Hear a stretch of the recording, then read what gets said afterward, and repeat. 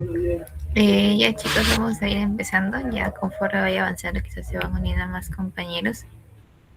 Ahorita vamos a hacer más que todo, vamos a enseñar la tercera unidad. La tercera unidad es la última, la que van a llevar, es a la que mayoría le tocó estudiar para poder salvar el curso, así que tampoco se confían, es una unidad un poquito más sencilla. En cuanto a la dificultad, más que todo, la primera es la más complicada, la segunda es la más fácil y esta es más que todo la intermedia. Así que si entendieron los temas anteriores, es muy posiblemente que esto lo pasen más sencillo, porque es como una síntesis de la mayoría y cosas que la mayoría de nosotros sabemos.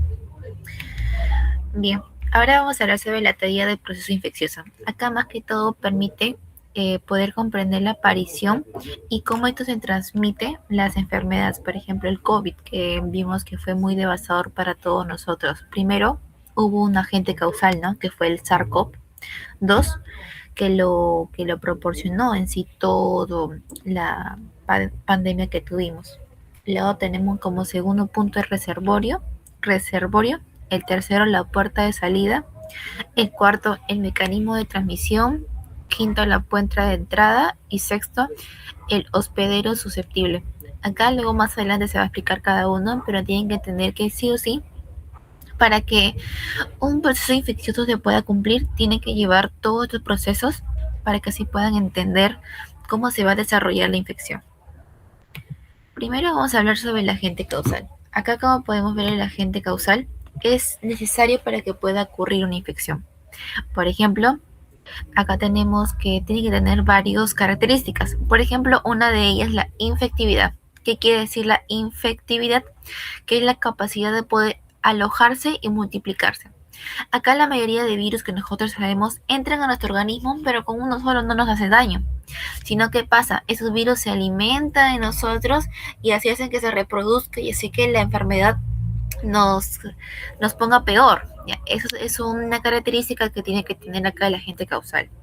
Otra cosa es la patogenicidad. Acá también la patogenicidad se refiere a que pueda producir la enfermedad, ya que nosotros sabemos de que hay bacterias, por ejemplo, que no producen una enfermedad.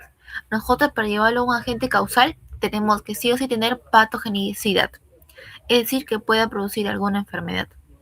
También tenemos la virulencia, es que qué tan grave es que esa bacteria, por ejemplo, se quede en tu cuerpo.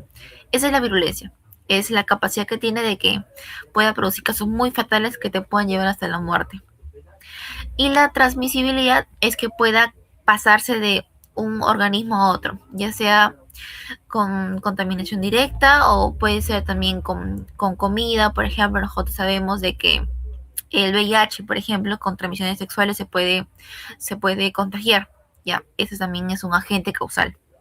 Aquí tenemos unos agentes, por ejemplo, el SARS-CoV-2, que fue el virus del COVID-19, para que los epidemiólogos puedan estudiar en sí cómo se originó toda la enfermedad. Primero que tuvieron que decir en qué virus lo produce toda esa enfermedad, ¿no? Por eso tuve que ver el agente causal, que en este caso es el virus. También tenemos de las bacterias, como el bacterio tuberculosis, que produce la tuberculosis, y el hongo, que es la candidiasis, ¿no? Que son otros ejemplos de agentes causales. Bien, reservorio. Ahora, reservorio es donde el virus se mantiene para luego reproducirse. Por ejemplo, puede ser humanos, que es que el mismo virus se queda en nuestro cuerpo y ahí se multiplica. Por ejemplo, la tuberculosis, las ITS, ¿no? También tenemos los extrahumanos, que son los animales. Por ejemplo, acá la labia, la leptirrosis y la peste, más que todo. Sabemos que la peste fueron una enfermedad que se transmitía de animalitos, ¿no? En este caso de las ratas. Y por eso también es un agente reservorio, es donde el agente causal se va a quedar para luego producir así más la enfermedad. Y tenemos otros que puede ser el agua, el suelo, los polvos, ¿no?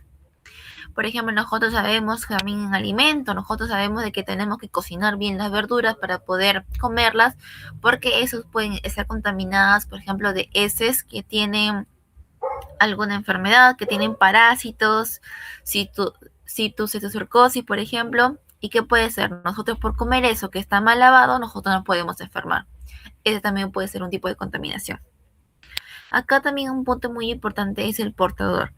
¿Qué es el portador? El portador es como en el COVID fueron los asintomáticos, los que tenían el virus, sin embargo no lo manifestaban, no tenían fiebre, no tenían tos, no tenían nada, ningún síntoma, ellos estaban felices pensando que no tenían la enfermedad cuando en realidad sí lo tenían. Y ellos, los asintomáticos, son peligrosos porque esos no saben que tienen la enfermedad porque no hay nada evidente que pueda decir que ellos están enfermos, sin embargo sí lo presentan y ellos pueden ser un agente contagioso para que otra persona que quizás tiene el sistema inmunológico un poquito más débil se pueda contagiar mucho más rápido. Como tercer punto tenemos acá los mecanismos de transmisión. Primero tenemos la puerta de salida. ¿Qué es la puerta de salida? Es la vía por donde salen los agentes de reservorio. Es decir, ya por ejemplo tenemos la tuberculosis que se reservó en nuestros pulmones. ¿Cómo sale? Con la tos. Ya, es puerta de salida. ¿Cómo ese virus sale para poder contagiar a otro? Ese es puentes de salida, por ejemplo, en las secreciones respiratorias. Por eso es muy importante que cuando tosemos o cuando estornudamos nos tapemos tanto la nariz como la boca, porque eso puede ser una puerta de salida para que luego otra persona se contagie. También puede ser las lesiones de la piel o incluso la leche materna. Ha habido muchos casos de que una mujer tiene alguna infección y por la leche materna contagia alguna infección al bebé, porque es su puerta de salida. Luego vienen los métodos de transmisión. Acá más que todo es la forma en que la gente llega hacia otra persona. Acá puede ser directa, que es de persona a persona. Por ejemplo, yo estoy hablando contigo, yo escupo al hablar y te cae mi saliva. Y yo tengo por ejemplo, tengo una tuberculosis o tos en tu cara. Bueno, es un modo de transmisión directa, ¿no? Porque está directamente hacia ti. Y tenemos luego las indirectas, que pueden ser de un vector, por ejemplo, de un mosquito, que puede ser, por ejemplo, la fiebre amarilla, que da el dengue, por ejemplo, que en sí el virus lo tiene el propio mosquito, ¿no? La Aedes aegypti, en este caso.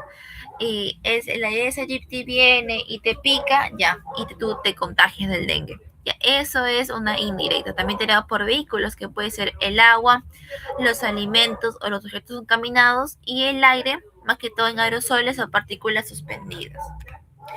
Luego tenemos la puerta de entrada, que es en donde la vía por donde el huésped ingresa, es por donde la gente ingresa al nuevo huésped. Es decir, por ejemplo, las vías respiratorias, vías digestivas, piel, mucosa, inyecciones. Por ejemplo, algo muy importante acá que tenemos son las inyecciones. A ver, nosotros sabemos, por ejemplo, acá seguro a algunos de ustedes les gusta tatuarse. Es muy importante ver que la aguja sea nueva. Porque, ¿qué pasamos si la persona tatuó a una persona que tiene VIH? Nosotros no podemos discriminar ni todo eso, ¿no? Así que por eso, para nosotros prevenirlo, decir, no, si tú me vas a tatuar o si vas a tener un contacto con mi piel o una inyección, cambia la inyección. La inyección es de uso personal. Tú no lo puedes reutilizar porque tú no sabes qué enfermedad puede tener otra persona. Y si te inyectan con la misma, entra en la sangre y te puedes contagiar. Por eso es muy peligroso. Pero tienen que tener mucho cuidado acá. Y ya, pero me resume y vuelto. Puerta salida es donde sale la gente. Un ejemplo práctico sería, por ejemplo, tengo tuberculosis. Yo toso, yo estoy tosiendo. Esa es la puerta salida, ¿no? Como la bacteria sale de mi pulmón por mi boca. Modo de transmisión es, por ejemplo, tú y yo estamos hablando y yo toso en tu cara. Ahí es como se transmite la otra persona. Y puerta de entrada es como ese virus entra. Por ejemplo, si te toso en la cara, va a entrar por tus vías respiratorias o por tu boca. Y así es como el virus se va propagando. Es lo mismo que pasó con el COVID. Y por último tenemos el huésped o hospedero susceptible, que acá son las personas o animales que alojan al agente infeccioso y desarrollan la infección. Acá tenemos a los externos, que puede ser la piel, el aparato respiratorio, digestivo, urinario.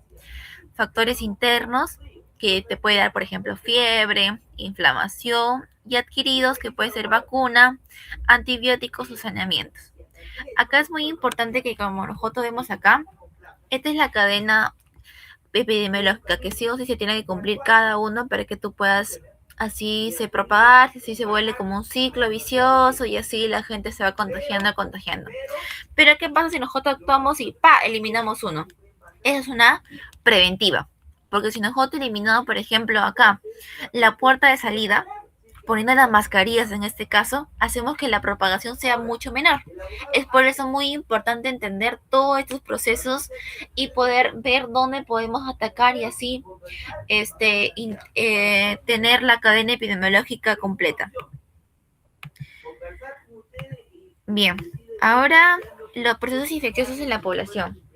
Acá es muy importante primero hablar sobre la diferencia, ¿no? ¿Qué es una epidemia? ¿Qué es una pandemia? ¿Qué es un brote? ¿Qué es una endemia? Acá muchos de nosotros, cuando quizás llevamos la famosa pandemia, acá quizás algunos estamos en el colegio.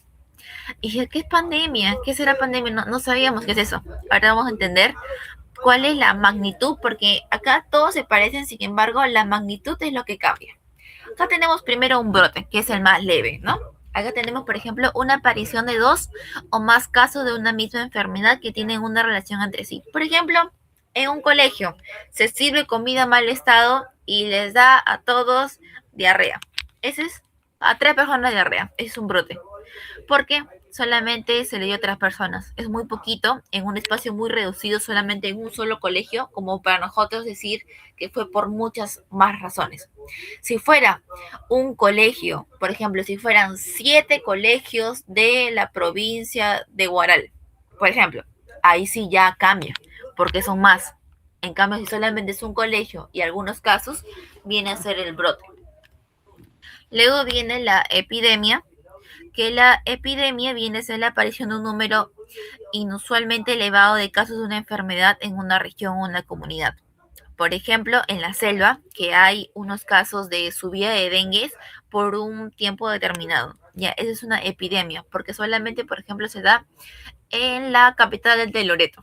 Ya, es algo muy chiquito aún para nosotros decir una pandemia. Luego viene la pandemia, que es algo mucho más grande, que se da en diferentes regiones y que afecta a un número más grande de personas. Acá, por ejemplo, el que nosotros más sabemos fue el COVID-19. El COVID-19, si bien empezó en China, luego se propagó por todos los países, ya se hizo mucho más grande. Ahí sí o sí ya viene una pandemia. Brote es en una región muy localizada. Epidemia es una más grande. Y una pandemia ya es global, ya es a nivel mundial, ¿no? Ya varios países, hasta varios continentes en este caso. Ahora, para hablar de los procesos endémicos, primero tenemos que es la endemia. La endemia en sí es la presencia habitual de una enfermedad en una área determinada. Por ejemplo, acá puede ser la malaria en la zona selvática.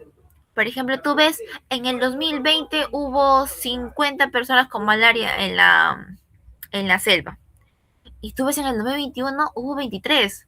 En el 2023 hubo 24. Y así va subiendo, pero no es mucho. Ya es una endemia. Porque todos los años se dan casos similares en la misma zona. O sea, no cambia, solamente es casi similar. No varía mucho. Pero si fuera, por ejemplo, 10 y fuera 500 luego, ahí sí ya cambió, porque es mucho la diferencia. Pero la endemia es que más o menos son los mismos casos que hay dependiendo de la proporción de la población, o si la población crece, lo más probable es que haya mayor enfermos, ¿no? Luego viene la hiperendemia. La hiperendemia es la persistencia de una transmisión intensa y elevada incidencia de una enfermedad. Por ejemplo, acá la tuberculosis en comunidades con saneamiento y malas condiciones. La hiperendemia es, por ejemplo, cuando tenemos poblaciones susceptibles, por ejemplo, en este caso el hacinamiento, que hacinamiento es cuando están en un lugar con poco espacio. Por ejemplo, en el COVID, que tuvieron que quedarse varias familias en una sola casa y era muy complicado poder prevenir algo, poder prevenir el contagio, porque había mucha gente y quizás a veces no usaban bien la mascarilla o no se lavaban las manos y eso era bastante complicado. Más que todo trata de eso, ¿no? Y la holendemia es alta prevalencia de la infección desde edades tempranas, afectando gran parte de la población. Acá más que todo son cuando afectan a los niños, ¿no? En edad muy temprana y que luego cuando crezcan obviamente la enfermedad va a seguir, ¿no? Acá, por ejemplo, el paludismo en determinadas zonas tropicales. Bien, acá también un término muy importante es la curva endémica. ¿Qué es la curva endémica? Más que todo es un instrumento gráfico de epidemiología que representa el patrón de comportamiento habitual de una enfermedad a una población. Es más que todo, acá por ejemplo compara los años y cuánta población fue infectada por, en este caso el dengue, en el municipio de San José. Acá vemos la cantidad, perdón, de personas y más que todo acá las semanas, ¿no? Acá vemos la proporción, por ejemplo, en semana 1 hubo 1000 personas con dengue. En semana 17 hubo entre 600 por ahí. Y es muy importante nosotros ver eso para ver cuánto ha sido evolución. Por ejemplo, sabemos que el COVID empezó bajito y luego fue subiendo, lo que le dijo de que se quedara con el nombre de pandemia, ¿no? En este caso, ¿para qué sirve? Acá todo, más que todo para saber qué épocas del año es más usual tener esta enfermedad. También poder detectar si va a avanzar a una pandemia y poder tomar las medidas preventivas. Y así evaluar el éxito de las intervenciones. Acá, más que todo esta, la primera, la de abajo, es la zona de éxito. ¿Qué quiere decir? Que es una zona bastante bajita, que es los meses que han tenido menos, por ejemplo, personas con dengue. Y significa que no se ha propagado mucho el virus. Luego tenemos la zona de seguridad, que es más o menos, o sea, está entre la mitad. Luego viene la zona de alarma, que es más que todo ya cuando está en un nivel bastante alto, y una zona de epidemia es cuando ya está la enfermedad en su más alta cima, ¿no? En su auge ya, en este caso.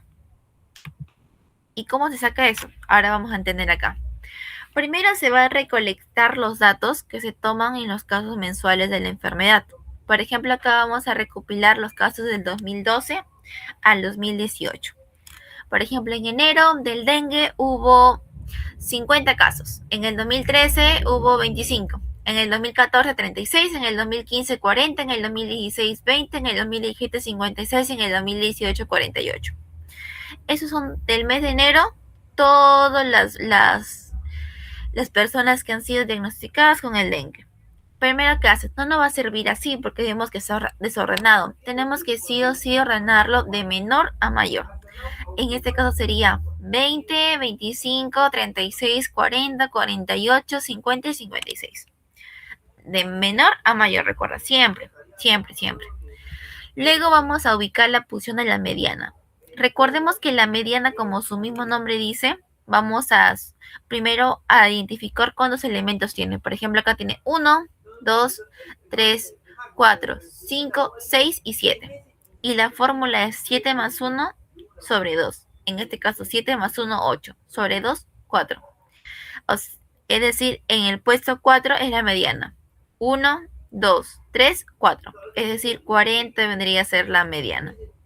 Yo lo tomo igualito para fines más prácticos, según en mi cabeza y en mi examen. La mitad de todo. La mitad de todo es la mediana. Listo. Acá, 40. Luego se ubica la proposición del primer cuartil, el punto medio de la mitad inferior de la mediana. Por ejemplo, acá tenemos que la primera mitad es 20, 25, 36 y 40. O sea, la mitad estaría entre 25 y 36, ¿no? Ahí estaría la primera mitad. En este caso vamos a tomarlo de 3 nomás. 1, 2 y 3. Sería 25. Igualito acá. Esto sin tomar el 40 para que sea más práctico. Nos saldría 48, 50 y 56. La mitad, 50. Y listo. Esto simplemente sería el primer cuartil. Y este sería el segundo cuartil y el tercer cuartil. Más que todo eso. Siempre si se dan cuenta es dejando uno así. Así vuelta le va a venir en el examen. No les va a venir tan difícil. Recordemos también que la mediana es el segundo cuartil, que en este caso vendría a ser 40, ¿no? El primer cuartil vendría a ser 25, como está acá. Por ejemplo, el mes de enero, 25. el segundo cuartil vendría a ser 40 y el tercer cuartil vendría a ser 50. Y lo vamos a así ordenar con todas las fechas. Acá como puedes ver la fecha es de enero a diciembre. Es muy importante que tenemos que evaluar los números de casos según los meses y según el año, ¿no? Siempre tiene que ser en el mes de enero de todos los años, mes de febrero todos los años y sucesivamente. Y así este se va a repetir con todos los meses y así vamos a formar nuestra cuadrita. Una vez que ya tenemos todo este cuadrito, venimos a hacer nuestro grafiquito. En este caso, acá podemos ver que Q1 está acá, Q2 está acá y Q3 está acá. Por ejemplo, en el mes de enero teníamos que es Q1 25, Q2 40, Q3 50. Por eso acá, Q1 25, Q2, perdón, 40 y Q3 50. Así sucesivamente. Tú vas a poner así tus puntitos y luego vas a ver así todo de todos los meses. Y luego a partir de eso vas a hallar esto, que es acá. Tu zona endémica, que es la parte más alta. Tu zona de alarma, que es la que le viene abajo de la parte endémica. Zona de seguridad y zona de éxito. Como pueden ver acá, acá también se voltea, ¿no? La E viene a ser de zona de éxito. La S viene a ser de zona de seguridad. La A viene a ser de zona de alarma y la EP de zona epidemia, ¿no? Que es la más grave, ¿no? La que tenemos que tomar atención más que todo. Y ya así nomás se convierte tu tabla. En el examen igual les va a venir quizás porque pueden hallar los cuartiles y luego identificar si está en zona de riesgo, si está en zona segura, zona de alarma, más que todo eso. Y ya. Luego, otro también muy importante que son las ENT. Las ENT, más que todo, son enfermedades no transmisibles, que esta tiene una duración de muchos años. No se transmite de una persona a otra. Pueden afectar a personas de cualquier edad y suelen tener muchos los factores. Por ejemplo, las personas que tienen la hipertensión. Es una enfermedad crónica, sí. Crónica y aguda es diferente. Aguda es que te da rapidito e intensificado. Crónica es que te da por un periodo de tiempo más largo. Es algo crónico. Por ejemplo, los pacientes que son hipertensos, sí o sí tienen que estar medicados todo el tiempo. Y depende de ese medicamento, es una enfermedad crónica. Por ejemplo, el EPOC, el cáncer también, y la diabetes, ¿no? Que tenemos que, por ejemplo, los pacientes diabéticos se tienen que medir la insulina. No es una enfermedad en sí que solamente va a durar un poquito de tiempo, ¿no? Sino que van a tener que vivir con eso por todo el mayor tiempo, ¿no? ¿Y qué ha cambiado en el tiempo de las enfermedades no transmisibles? Antes predominaban las enfermedades infecciosas, que son las agudas, ¿no? Porque te da una infección, te tomas una pastilla y ya está, te pasa. En cambio, actualmente, más que todo son las enfermedades crónicas no transmisibles las que están viendo. Por ejemplo, hemos visto que la alza de personas con hipertensión ha subido bastante. Las personas con diabetes, que es quizás debido a nuestra vida más sedentaria, porque antes las personas eran mucho más activas. En cambio, nosotros con la tecnología, con la IA, con las computadoras, hemos vuelto nuestra vida demasiado sedentaria y demasiado dependiente de los dispositivos electrónicos. Con las plataformas de streaming, ¿quién nos ha quedado una maratón viendo todas las series? Varios de nosotros, ¿no? Pero eso que nos hace tener una vida más sedentaria. Y tenemos familiares que sufren de diabetes, predisposición diabética, o tenemos malos hábitos alimenticios, lo más probable es que podamos desarrollar una de ellas. Es por eso que ha cambiado mucho, que antes predominaban las infecciosas, ahora predominan las crónicas. ¿Por qué se da eso? Por el aumento de esperanza de vida. También, por ejemplo, la medicina ha cambiado bastante, lo que hace que suba la alza de vida. También el envejecimiento de la población. Ahora, antes la media, si no me equivoco, era de 75 años. Ahora hay gente que dura hasta los 98, hasta los 100 años. Y eso hace que las personas que tienen esa edad tengan una enfermedad crónica. Quieras o no, lamentablemente, cuando uno va envejeciendo, las enfermedades van apareciendo. Y más que todo eso. Bien, ahora algo también muy importante, los criterios de Hill. Acá sin mucha atención. La doctora también esto sí o sí le va a tomar. Los criterios de Hill son 8. Acá tenemos primero la fuerza de asociación. ¿Qué cosa mide? Acá mide la relación de la enfermedad con la exposición. Por ejemplo, las personas que fuman tienen mucha más probabilidad de desarrollar cáncer de las que no informan. O sea, acá estás asociando, ¿no? Acá viene a ser tu RR o OR. ¿Qué tanto los expuestos tienen más probabilidades de tener la enfermedad? Esa es fuerza de asociación. Ahora, constancia, que es la asociación que se observa repetidamente en diferentes lugares. Por ejemplo, en muchos estudios realizados en distintos países y poblaciones se encuentra la misma relación entre fumar y el cáncer de pulmón. Por ejemplo, tú ya has dicho tu asociación. Ya sabes que fumar te da más probabilidad de tener cáncer de pulmón. Pero ves que no solamente eso pasa en Perú, eso pasa en Chile, eso pasa en Argentina, en Colombia, en Bolivia. Ah, es una constante, ¿no? Ya tú dices, ah, no, no solamente acá en el Perú, está bien en otros países ya. Esa es la constancia. Luego la especificidad. Dice que un factor está asociado específicamente con la enfermedad. Acá, por ejemplo, tenemos que las infecciones del virus de la hepatitis B están desarrolladas con el cáncer de hígado. Por ejemplo, hay enfermedades que sí o sí van a estar relacionadas. Por ejemplo, hay en los mineros la exposición de un polvo en específico, ahorita no recuerdo bien el nombre, pero a ellos les da una enfermedad.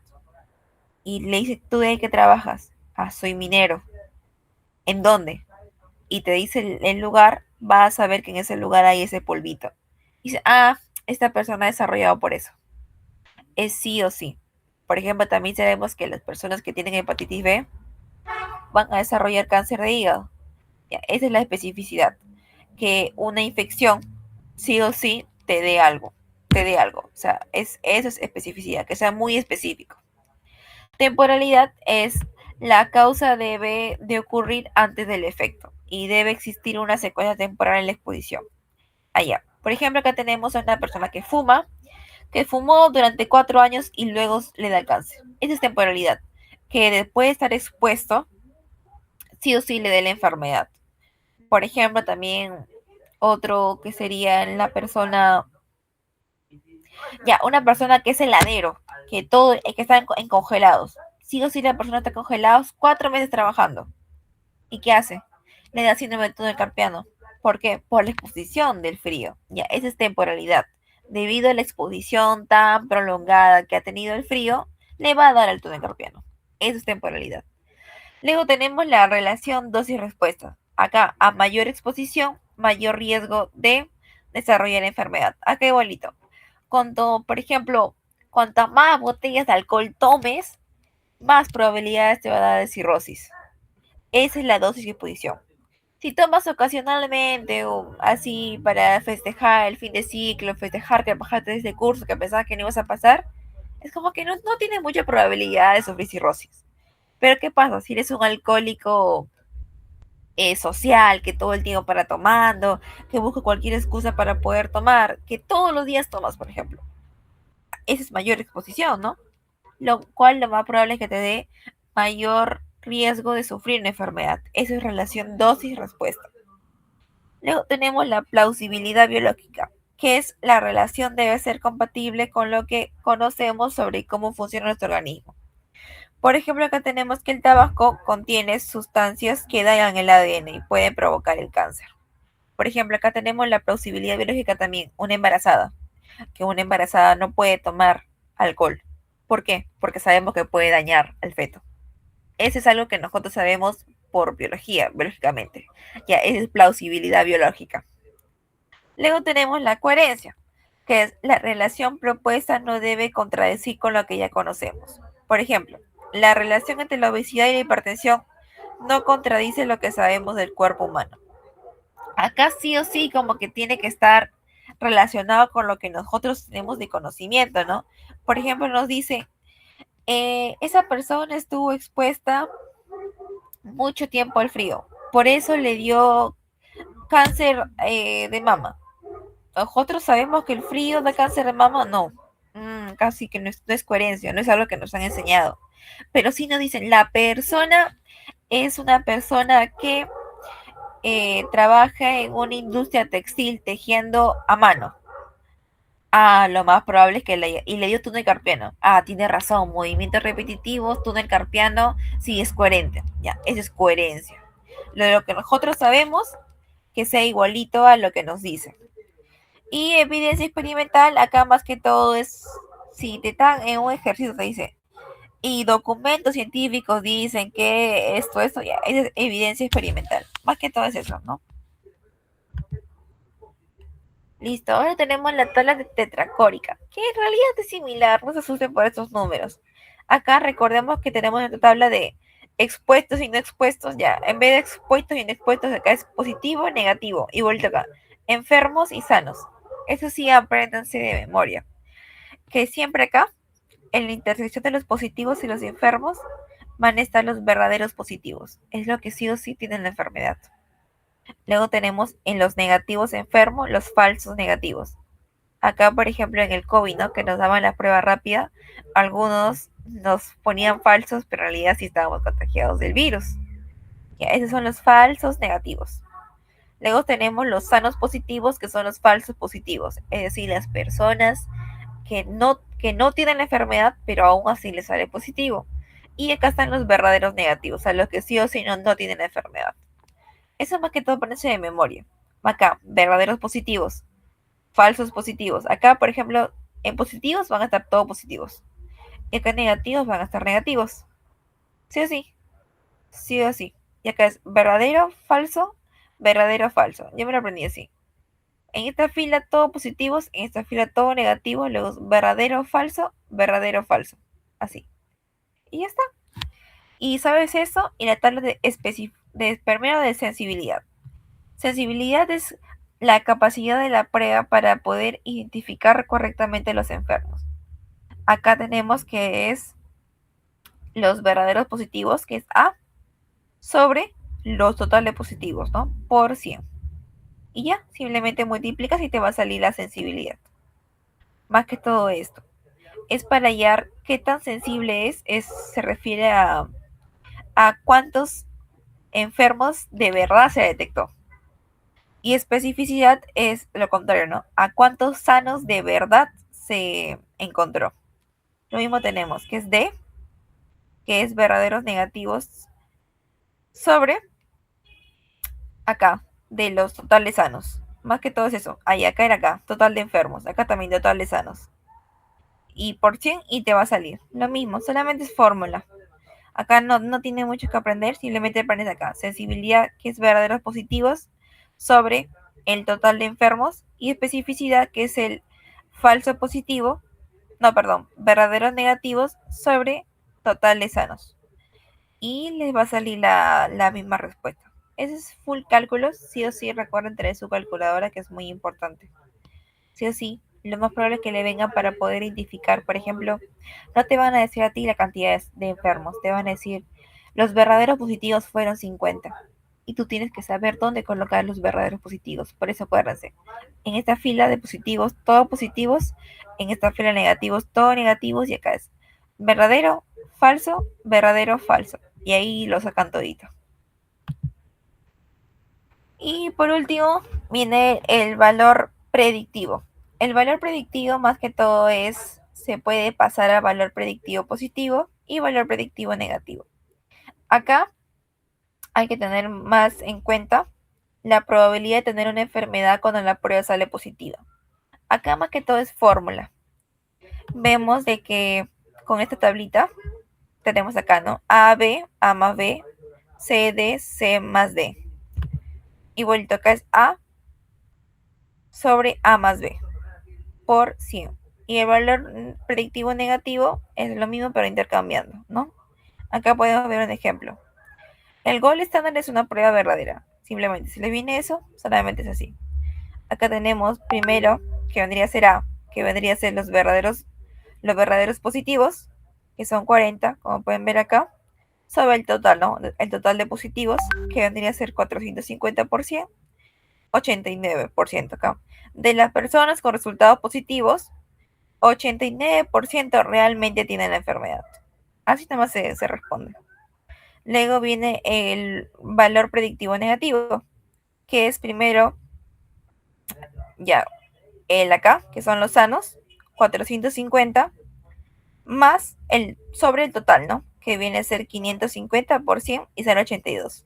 Y acá, entonces, de las personas que resultaron negativos realmente, eh, 82 realmente no tienen enfermedad. Acá más que todo es eso, nomás multiplicar. Si ustedes aprenden su tablita, su tablita tetracórica, todo le va a parecer más fácil y sencillo. Y ya, eso sería todo, chicos.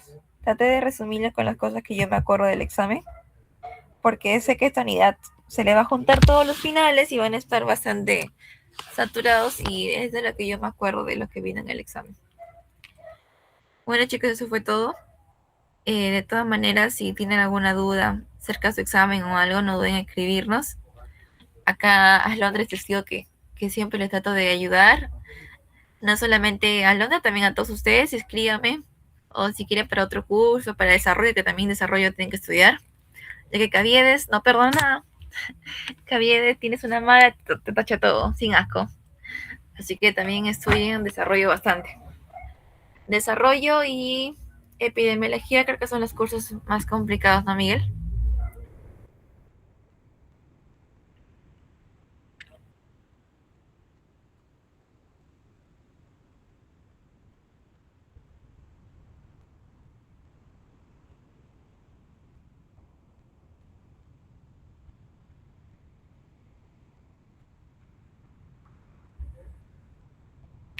Ah, sí, algo así, pero ya le va a explicar más que todo su delegada, o pues también el magíster que había le va a explicar más adelante. Pero esos son los dos cursos que tienen que sí o sí tomarles atención, chicos. De ahí, todos los cursos son bastante accesibles, la verdad. Así que no hay ningún inconveniente que ustedes puedan hacer eso. Sin embargo, epidemiología, préstenle más atención. Si bien es cierto, hay veranito, no se confíen porque es bastante caro. Es acerca de 500 soles aproximadamente a más. Así que traten de estudiar. No es tan complicado si estudian cada semana. Traten de ser sí o sí la prueba que les manda. Ojalá les toque con Yagi. Y si no les toca, bueno, tendrán que estudiar por su propia cuenta, pero no es imposible. A nosotros, tanto a Miguel y a mí, no nos tocó con Yagi, lamentablemente. Sin embargo, sí nos fue bien. Porque fuimos constantes en cuanto a las tareas, ¿no? A las tareas que le manda la doctora. Y no pierdan la oportunidad de poder hablarle a la doctora. La doctora siempre le va a responder todas sus dudas. Así ustedes crean que es una duda tonta, la doctora se va a reír, sí, pero te va a responder. Te va a responder de muy buena manera. La doctora Piscoya es muy buena en eso. Así que pregúntales, mejor quítense de dudas antes de dar el examen y nuevamente lleguen temprano. Ay, sí. Y su calculadora. Una semana antes metan su calculadora y no la saquen, porque sí o sí la van a necesitar. Y también practiquen los tiempos, porque les van a quitar el examen si no. Y ya eso es todo, chicos. Si tienen algunas consultas, algunas dudas de este curso, otros cursos, de verdad, tanto Miguel y yo estamos muy abiertos a poder recibir alguna sugerencia o alguna duda que ustedes tengan. Y ya, chicos, eso es todo. Miguel, ¿quiere decir algo?